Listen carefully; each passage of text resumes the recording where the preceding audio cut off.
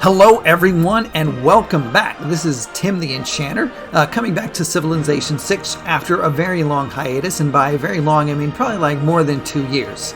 But I have a new computer that I am trying out. It's great, runs fast. You'll see that when it loads, so I'm excited. And Civilization 6 just came out with a new DLC, the Frontier Pass, which is going to gradually add some more leaders and things like that into the game over the next year. So as they are breathing a little bit of life into the next franchise, I'm going to start another playthrough. What I'm going to try to do, this is very ambitious, and I promise you I will probably not actually finish this, because one of my personality flaws, I take on projects that I start and don't finish. Anyway, so I'm going to try to play through every leader in the game, starting in alphabetical order. All right. One of the downsides of that is that we have to start with Alexander of Macedon. So Alexander of Macedon is, and that's an important distinction there, by the way. I'll talk about that more. Macedon was kind of the backwoods of Greece. So the Macedonians were looked down upon by the Athenians, and they took umbrage with that and went on to conquer the known world. Anyway, so we'll get into that more later as we get started. But we're going to kind of walk through some of these abilities that Alexander has before we get started. Number one, to the world's end, cities do not incur war weariness, so that can kind of be handy. You also get military units heal completely when this player captures a city with a world wonder. So I'm going to jump to that. We're going to play on King difficulty. I like to play on some of the lower difficulties. One, there are a lot of other Let's Players on YouTube who play on Deity, and the Deity game is a particularly it's just a more limited way to play Civilization 6. I think if you go back to the other games I recorded a long time ago, you'll kind of hear the same kind of conversation. That Deity really ties you into a more aggressive game where you're doing a lot more fighting. You have a lot less flexibility to kind of have more fun with the game, build some of the wonders and things like that. I like doing some of that more creative building for fun and not necessarily feeling like you have to optimize every decision that you make. And it kind of gives you actually a little bit more flexibility to turn this into an RPG as much as it is a strategy game. So to the point of difficulty, this idea that, you heal completely when you capture a city with a wonder. Obviously, this really only helps you out if you're actually capturing cities with wonders in them. So as far as that relates to difficulty, a King difficulty, basically the AI gets an 8% bump to research. Backing up, Prince difficulty is basically the difficulty level where you as the player, you don't get any bonuses, the AI doesn't get any bonuses, you're on equal footing.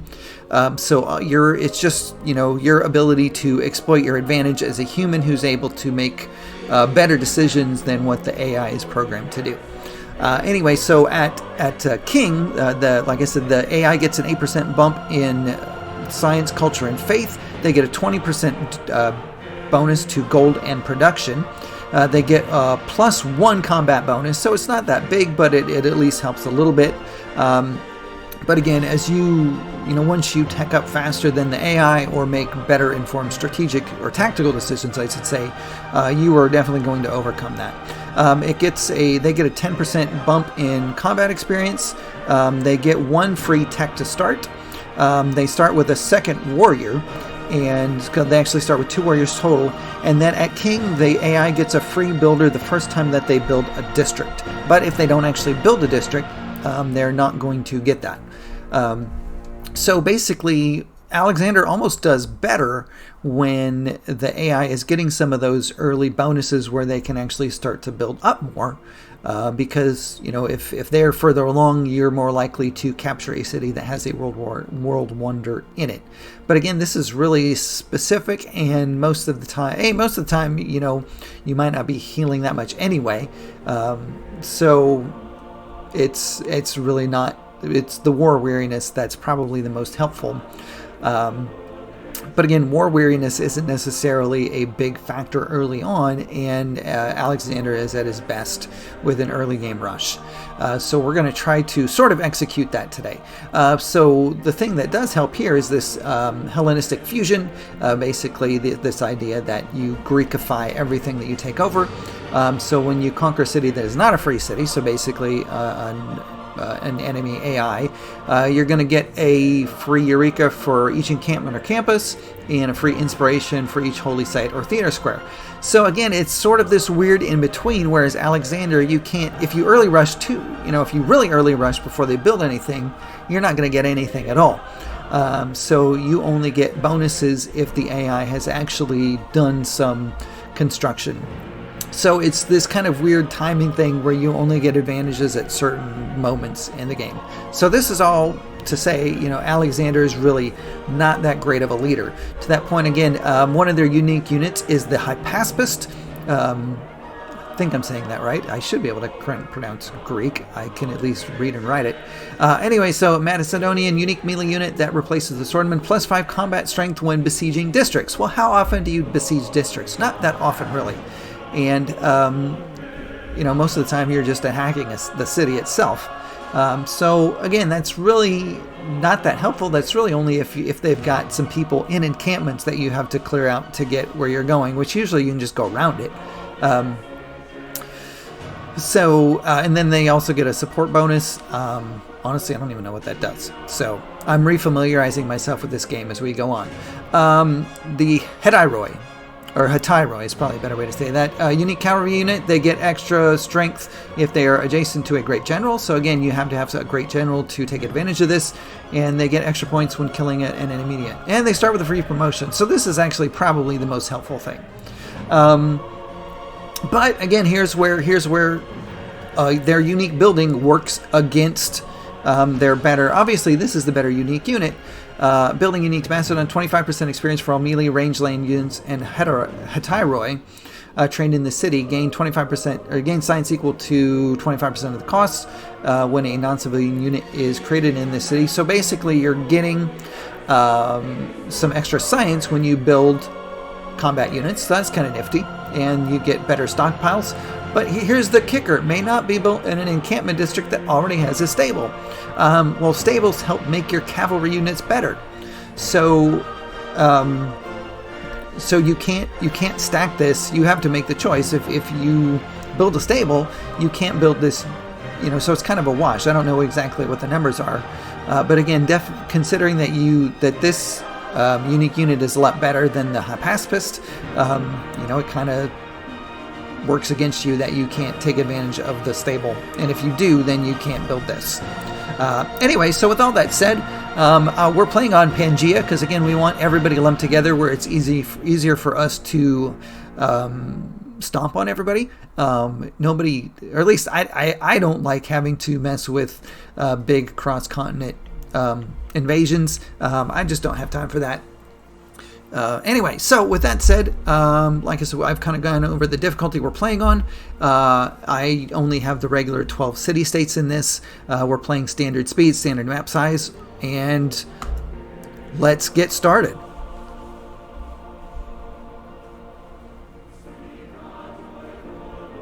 From the first stirrings of life beneath water, to the great beasts of the Stone Age, to man taking his first upright steps, you have come far. Now begins your greatest quest. From this early cradle of civilization on towards the stars. I don't know about you, but I never get tired of hearing Sean Bean, spread throughout the world. Boromir of Gondor, Ned Stark, read things to us. So anyway, we are off. Oh, look at that. I've got those little thingies on there. All right. This is very much a Petra start. I'm actually going to move my warrior. I don't know that we... I don't necessarily like being next to this much desert. Couple places for us to build pastures here. Anyway, that's all right. We're going to go ahead and settle in place. and go from there. And I'm going to start out with a builder. At this difficulty level, we can try to, we don't really have to worry quite as much about building a early military unit. So we'll probably go builder, settler, slinger, just so we can get some of those bumps for killing a barbarian unit and get the archery boost from killing a unit with a slinger. So since we've got these pastures here, I think, although they are actually a ways out of range, but yeah, I think we'll go animal husbandry so we can improve this deer resource.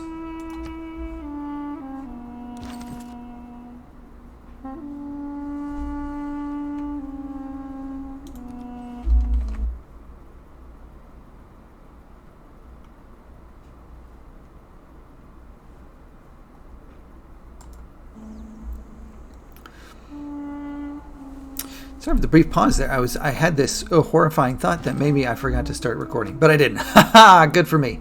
Let's see. So I like to kind of explore in a spiral. This looks like this is going to be a good spot for a second city where we can take advantage of the wheat. Again, I have been off of this game for a while, so there are certainly some elements of the game that I have forgotten.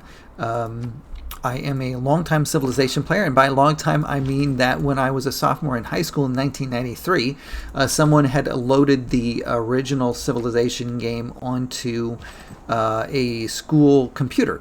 Internet security, well, there wasn't that much of an internet. Internet was basically like your network of computers locally. Anyway, so I discovered it on a library computer as a sophomore in high school and never looked back. It was at the time just the most awesome thing I could ever think of. You could play history as a game. I really peaked with Civilization 4. That is the game that I played the most. And was kind of the pinnacle of the series. As you can see, actually, this is the problem that we run into. We are going to go ahead. We actually can't build a settler until we get another population, so we're going to go slinger next. Anyway, yeah, so Civilization 4 to me was kind of the pinnacle of the series. There were some pretty significant design changes, some good, some that I didn't like. I've got to turn off this advisor at some point. And actually, we're going to go ahead and explore a little bit with our builder, since we have a turn. There's the enemy scout. Anyway, yeah, we've got a turn before we can actually build that camp on our deer. Oh, we've got somebody over here. Where was I going with that? Anyway, yeah, so Civilization 4, the switch from to hexes, of course, was fantastic and long needed. I'm still waiting for us to take the next jump to a non-Euclidean globe. That would be amazing. Ultimately playing on what is essentially a cylinder, I think sort of diminishes some of the uniqueness of extreme parts of a hemisphere. And so I think, a non-Euclidean map would be awesome, but that's probably, and I'm sure it's a possibility at that point. So put that down for the next iteration of Civilization. But the other major change was going to 1 unit per tile, and then they had to really tweak some of the production numbers to avoid the map becoming overcluttered, which really created some production chokes that made the game less fun in Civilization 5. But here we are in Civilization 6, and if there are no dogs in heaven, then... Yeah, thanks, Will Rogers. Let's see. Oh, this is he gonna capture me? Well, this is obnoxious. I don't want to risk this. So I'm going to move over here. I do need to throw a farm down there anyway. I don't want to lose my builder early on. This is kind of obnoxious. If this guy gets back at this early or even at this difficulty level, an early barb rush can certainly throw things off for you. We are, I don't know that we really need to, again, we're going for an early rush, and I'm not used to doing early rushes. We are going to go for, I guess, early bronze working.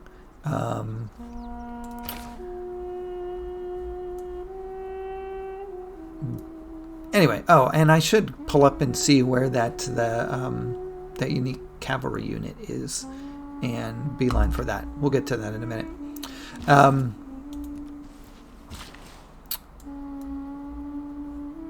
I will have my slinger out here in a minute, and then we can chase down that fella. Not much of an improvement there on that farm, but farms, they pick up a lot of momentum later in the game. Anyway, yeah, so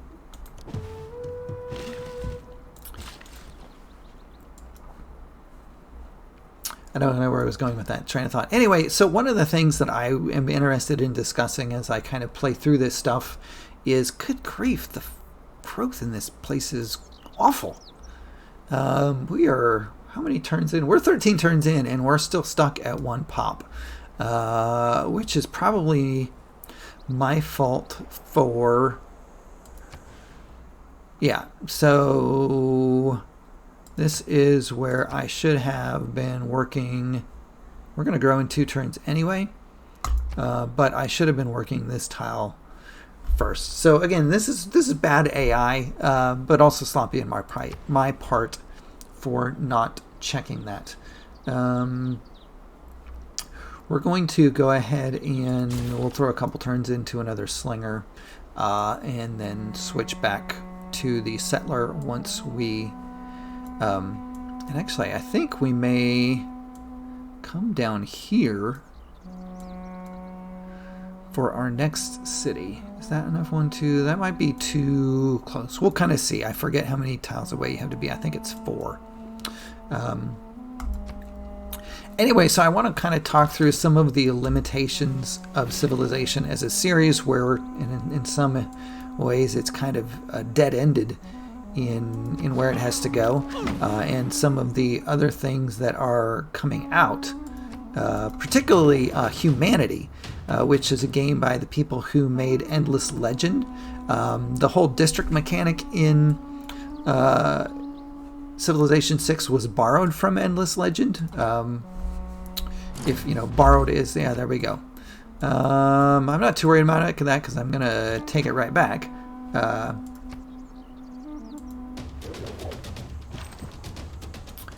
Did I get my... Yeah, we've grown. So I think we'll actually finish this slinger because I think we are going to get some barb trouble. And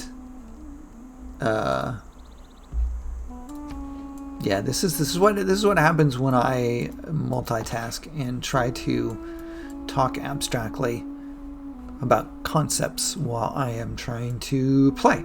But actually, there's still not too much happening early game that's going to hurt us. It is not wisdom. So I'll voice one of my complaints early on about this game, particularly with like this decision. One of the good game design gives you different choices where both choices are viable.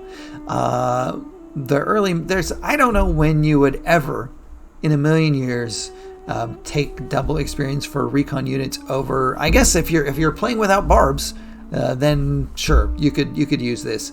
But to me, this is just sloppy game design early on, where there's one thing that you literally pick 100 out of 100 times. Yeah, sometimes you might use the production instead of God King.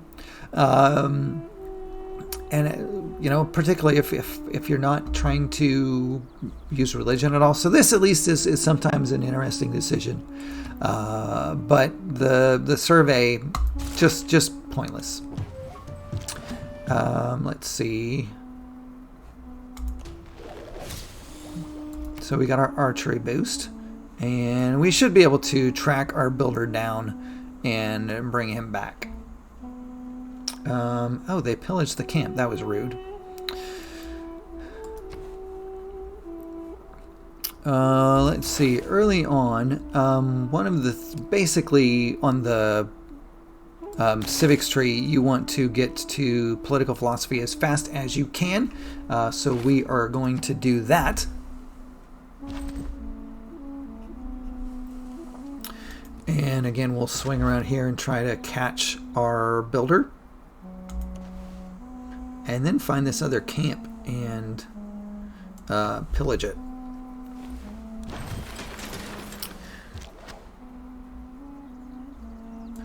And we are going to go ahead and get our settler out. At this point, I think,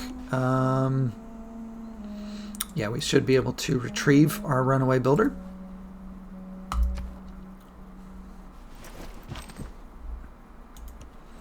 Although, oh, look at this. We ran into a spearman. I say it, and then our builders getting away from us. One of the things that I like to talk about, to at least bring something different to the table than all those other Let's Players out there, is some of the ethics of games in general, and particularly with Civilization.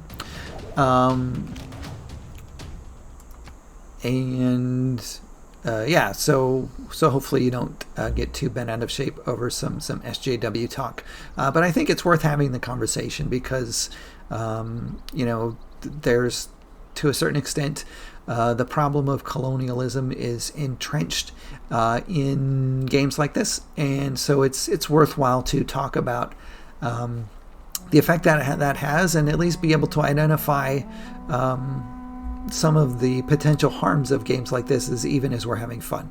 So hopefully you didn't just totally tune out there. Again, I'm still playing the game. I still love it, but I think it's still important to talk about. And one of those things is just this idea of barbarians, which kind of correlates to Alexander as a leader, again trained by Aristotle. Philip of Macedon was his dad, wanted to get him the best tutor out there, which at the time was Aristotle. And Aristotle's kind of perception of, let's see, let me stop and make a decision here. We're on the attack, so we're definitely taking things. We are not going to. Oh, let's see. I did get religious settlements in time. So we're gonna. I know we do have a couple things here, but that early settler will really help us out. So we're going to aggro that way. God of the Forge actually wouldn't be a terrible idea either, and might help us more. You know what? Let's do that. Again, I don't know that it's... Oops, that's not where I wanted to click. I don't know that it's the optimal play here, but we do want to spam out early... Where did it go?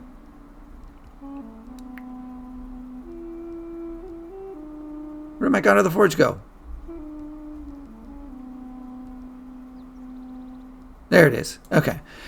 Since we do want to spam out a lot of early military units, we're going to just grab that just for the heck of it. Again, from a optimal, religious settlements might be more optimal, but civilization has accomplished something. We are going to do this just because.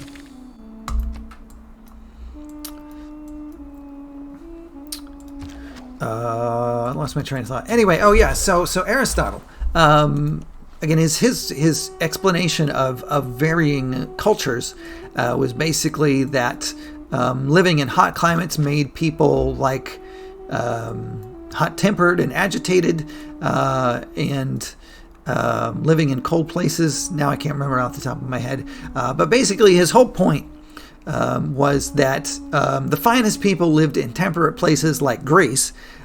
So, basically anybody not Greek was a barbarian and was inferior. So a lot of the ideology of racism is entrenched in Aristotle's perspective of this whole Greeks versus barbarians.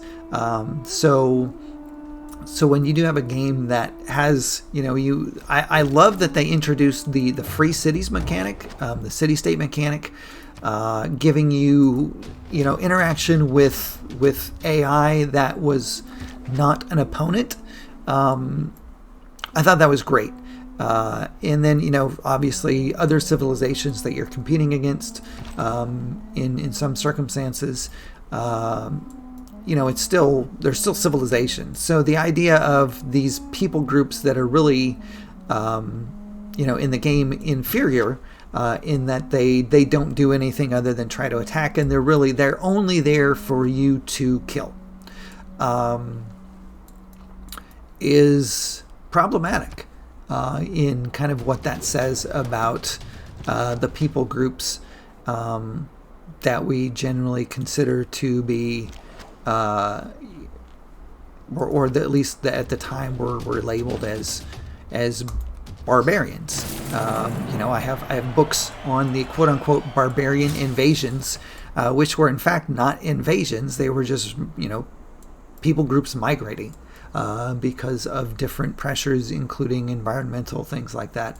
Anyway, but I digress. So that's enough of that rant. Let's get on to just playing this game, because it is fun to explore the map and build stuff. And I know you're like, hey, Tim the Enchanter, I thought that you were going to go retrieve that builder, and it looks like you never did. So misplay number one, I said I was going to go fetch my builder, and I never did. And I don't know, I'm curious. I think me tabbing over, I just want to check our recording time. We're running up against our first cut here, which is perfectly all right. I'm going to try to keep these sessions to a half an hour each. Although I guess there he is! We found him! Woohoo! So despite my fumbling around here, we are okay.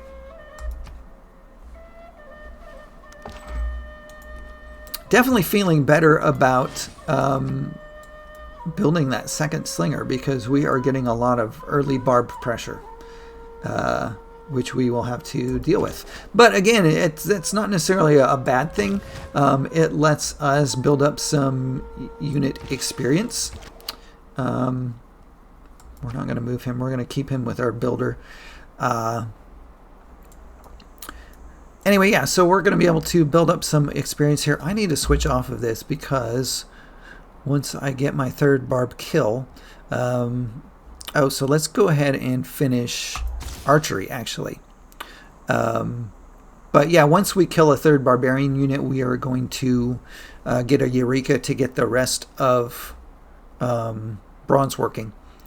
This is one of the areas where I misplay all the time, particularly, there was a mod, I can't remember the name of it, CQUI or something like that, that used to tell you once you were hitting that Eureka cap, and it has struggled to keep up with the different updates for Civ 6, and is become buggy, glitchy, so I don't use it anymore, which is unfortunate because there were some aspects of it that were pretty great. All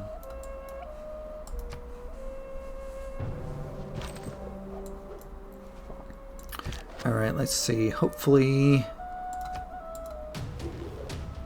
my builder's just gonna have to keep running for now. So there's another kill. So once we kill this guy, that should get us bronze working. And we have some nice green space here. This will be a really good city site.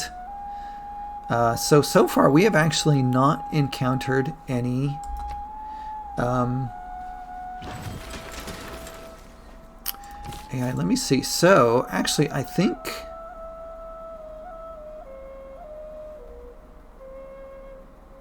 we're gonna actually head this way. I know there's some flooding here, but I I like this spot right here. So we're going to go for there.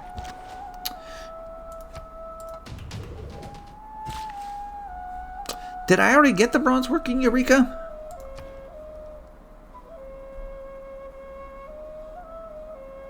Has been boosted. Oh, okay. Well, shame on me. Well, that's all right. We'll get archery first, and go from there. Let's see. Oh, I can move my builder up here. I will go a little longer for this first session, since I spent a lot of time riffing at the beginning. What turn number are we on? Turn 28. We'll go to turn 30. That'll be good. Let's see. Next, we want to...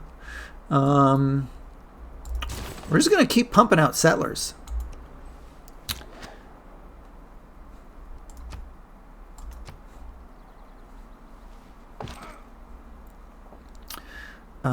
I think I am not going to worry about chasing him down, because,